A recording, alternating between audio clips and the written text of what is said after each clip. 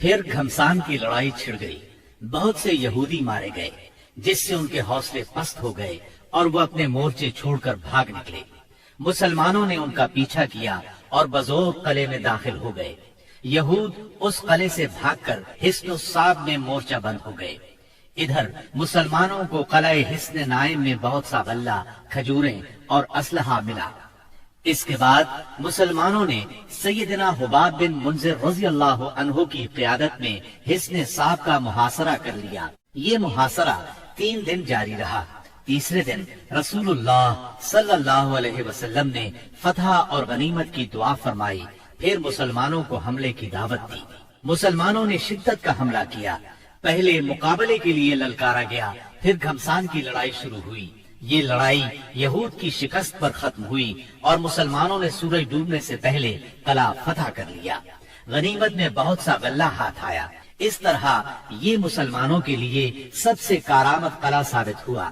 مسلمان اس سے پہلے سخت بھوک کا شکار تھے، چنانچہ بہت سے لوگوں نے گدھے ذبح کر دیے، لیکن اللہ کے رسول صلی اللہ علیہ وسلم نے ان کو کھانے سے منع فرما دیا۔ چنانچہ آپ کا حکم پا کر چولہوں پر چڑھی ہوئی ہانڈیاں الٹ دی گئی۔ یہود نے یہاں سے بھاگ کر قلعہ زبیر میں پناہ لی اور وہاں قلعہ بند ہو گئے۔ مسلمانوں نے آگے بڑھ کر اس کا بھی محاصرہ کر لیا۔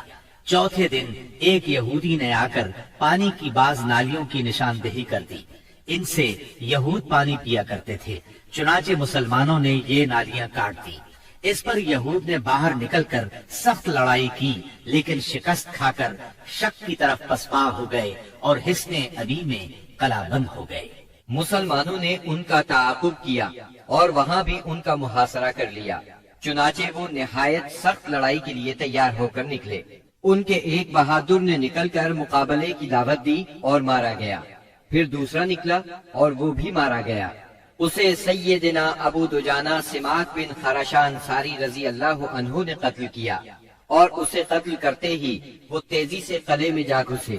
ان کے ساتھ ہی اور مسلمان بھی داخل ہو گئے۔ کچھ دیر تک قلعے کے اندر لڑائی جاری رہی، پھر یہود نے راہ فرار اختیار کی اور اس علاقے کے سب سے آخری قلعے حصن نزار میں قلعہ بند ہو گئے۔ مسلمانوں کو حصن ابی سے بہت سا مال غنیمت ہاتھ آیا۔ مسلمان اب حصن نزار کی طرف بڑھے اور اس کا محاصرہ کر لیا۔ یہ قلعہ پہاڑ کی چوٹی پر تھا اور وہاں پہنچنے کی کوئی صورت نہیں تھی۔ یہودیوں نے یہاں اپنی حفاظت کا زبردست انتظام کر رکھا تھا۔ انہیں یقین تھا کہ اس قلعے میں مسلمان داخل نہیں ہو سکیں گے، اس لیے انہوں نے اس قلعے میں عورتوں اور بچوں سمیت قیام کیا۔ تیر اور پتھر برسا برسا کر سخت جوابی کارروائی کی۔ جواب میں مسلمانوں نے بھی منجنیق نصب کر کے اس قلعے پر پتھروں کی بارش شروع کر دی۔ اس سے ان کے دلوں پر رعب چھا گیا اور وہ کوئی قابل ذکر سختی برداشت کیے بغیر قتیبہ کے علاقے کی طرف بھاگ نکلے۔ مسلمانوں کو اس قلعے سے تانبے اور مٹی کے برتن ملے۔ ان کے بارے میں رسول اللہ صلی اللہ علیہ وسلم نے فرمایا، ان کو دھو لو اور ان میں کھانا پکاؤ۔ اس کے بعد مسلمان قلعہ قموس کی طرف بڑھے۔ یہ قتیبہ کا پہلا قلعہ تھا۔ 14 یا 20 دن تک اس کا محاصرہ جاری رہا۔ اس کے بعد یہود نے پناہ طلب کر لی۔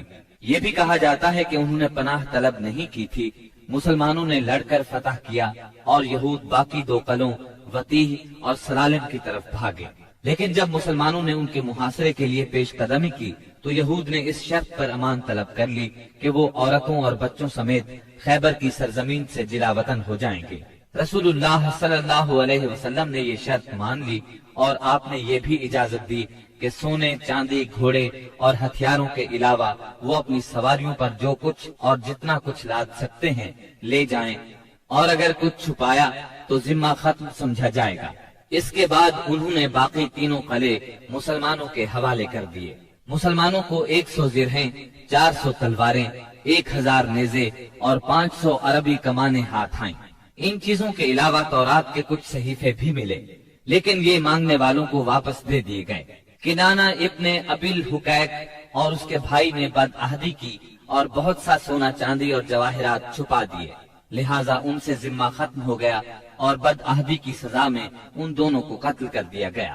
حیی بن اخطب کی صاحبزادی سیدہ صفیہ کنانہ کے نکاح میں تھی، انہیں قیدیوں میں داخل کر لیا گیا۔ اس غزوے میں کل 93 یہودی مارے گئے جبکہ مسلمان 15 کے قریب شہید ہوئے۔ سیدنا عمرو بن امیہ زمری رسول اللہ صلی اللہ علیہ وسلم کا خط لے کر نجاشی کے پاس گئے تھے۔ جب وہ حبشہ کے مہاجرین کو ساتھ لے کر واپس ہوئے تو ان میں سے ایک جماعت نے خیبر کا رخ کیا جس میں سیدنا ابو موسیٰ اشعری اور جعفر بن ابی طالب رضی اللہ عنہما بھی تھے۔ یہ لوگ رسول اللہ صلی اللہ علیہ وسلم کے پاس پہنچے تو خیبر فتح ہو چکا تھا، لیکن ابھی مال غنیمت تقسیم نہیں ہوا تھا۔ نبی کریم صلی اللہ علیہ وسلم نے سیدنا جعفر رضی اللہ عنہ کو بوسہ دیا اور فرمایا، اللہ کی قسم میں نہیں جانتا کہ مجھے کس بات کی زیادہ خوشی ہے، خیبر کی فتح کی یا جعفر کی آمد کی۔ پھر جب مال تقسیم فرمایا تو انہیں بھی مال غنیمت میں سے حصہ دیا۔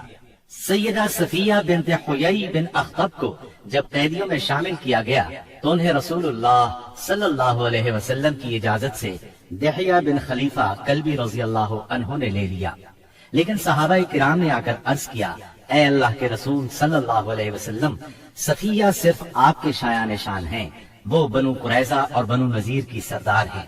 اس پر رسول اللہ صلی اللہ علیہ وسلم نے انہیں بلایا اور اسلام کی دعوت دی۔ انہوں نے اسلام قبول کیا۔ اس پر آپ نے انہیں آزاد کر دیا، انہیں نکاح کی پیشکش کی۔ ان کے منظور کرنے پر آپ نے ان سے شادی کر لی اور ان کی آزادی ہی کو ان کا مہر قرار دیا اور انہیں عورتوں کے حوالے کر دیا۔ جب خیبر اور وادی القریٰ فتح ہو گئے تو آپ نے مدینہ واپسی کی راہ اختیار فرمائی۔ راستے میں سیدہ صفیہ رضی اللہ عنہا کی رخصتی عمل میں آئی۔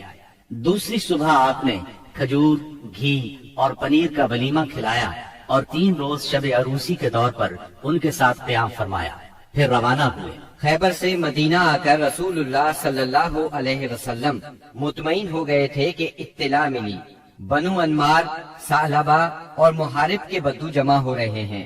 آپ نے مدینہ منورہ کا انتظام سیدنا عثمان بن عفان رضی اللہ عنہ کو سونپا، 700 صحابہ کو ساتھ لیا اور 2 دن کے فاصلے پر واقع مقام نخل کا رخ کیا۔ وہاں بنو غطفان کی ایک جمعیت سے آمنا سامنا ہوا۔ دونوں فریق ایک دوسرے کے سامنے آئے لیکن جنگ نہ ہوئی۔ نماز کی اقامت ہوئی تو نبی صلی اللہ علیہ وسلم نے مسلمانوں کو صلاۃ خوف پڑھائی، یعنی پہلے ایک گروہ کو 2 رکعت نماز پڑھائی، پھر وہ لوگ پیچھے چلے گئے تو دوسرے گروہ کو 2 رکعت نماز پڑھائی۔ اس طرح آپ کی 4 رکعت نماز ہوئی اور لشکر کی 2 رکعت۔ یہی صلاۃ خوف ہے۔ اس کی اور بھی کئی صورتیں ہیں۔ پھر اللہ نے دشمن کے دل میں مسلمانوں کا رعب بٹھا دیا، وہ منتشر ہو گئے اور رسول اللہ صلی اللہ علیہ وسلم مدینہ منورہ لوٹ آئے۔ اس غزوے کا نام اس لیے ذات الرقاع پڑا کہ اس سفر میں پیدل چلنے کی وجہ سے مسلمانوں کے پاؤں زخمی ہو گئے تھے۔ انہوں نے زخمی پیروں پر چیتھڑے لپیٹ لیے تھے۔ چیتھڑوں کو عربی میں رقاع کہتے ہیں۔ اس غزوے میں سب سے دلچسپ بات یہ پیش آئی کہ ایک دن نبی صلی اللہ علیہ وسلم نے ایک سایہ دار درخت کے نیچے پڑاؤ ڈالا اور اپنی تلوار اسی درخت سے لٹکا کر سو گئے، جبکہ باقی لوگ مختلف درختوں کے نیچے سو گئے۔ ایسے میں ایک مشرک اس طرف آ نکلا، اس نے رسول اللہ صلی اللہ علیہ وسلم پر تلوار سونپ لی۔ آپ کی آنکھ کھل گئی تو اس نے کہا، آپ مجھ سے ڈرتے ہیں؟ جواب میں آپ نے فرمایا نہیں۔ اس نے کہا، اب آپ کو مجھ سے کون بچائے گا؟ آپ نے فرمایا، اللہ۔ یہ سن کر اس کے ہاتھ سے تلوار گر گئی۔ آپ نے وہ تلوار اٹھا لی اور فرمایا، اب تمہیں مجھ سے کون بچائے گا؟ اس نے کہا، آپ مجھ پر احسان کیجئے۔ آپ نے اسے اسلام کی دعوت دی۔ وہ مسلمان تو نہ ہوا، لیکن اس نے یہ عہد کیا کہ وہ آپ سے لڑائی کرے گا، نہ لڑنے والوں کے ساتھ ہوگا۔ آپ نے اسے چھوڑ دیا۔ اس نے اپنی قوم میں واپس جا کر کہا، میں تمہارے پاس سب سے اچھے انسان کے پاس سے آ رہا ہوں۔ صلح حدیبیہ کے بعد کفار مکہ سے اور فتح خیبر کے بعد یہود کی طرف سے اطمینان ہوا تو نبی کریم صلی اللہ علیہ وسلم نے ہمسایہ ملکوں کے بادشاہوں اور سلاطین کے نام خطوط لکھ کر اسلام کی دعوت دی۔ آپ نے روم کے بادشاہ قیصر، مصر کے شاہ مقوقس، شام کے غسانی بادشاہ حارث بن ابی شمر، یمامہ کے حاکم حوزہ اور عمان کے حاکم کے پاس اپنے سفیروں کے ذریعے سے دعوتی خطوط ارسال فرمائے۔ ان خطوط کی عبارت نہایت مختصر اور سادہ ہوتی تھی۔ Thanks for watching. Don't forget to like, comment, share and subscribe to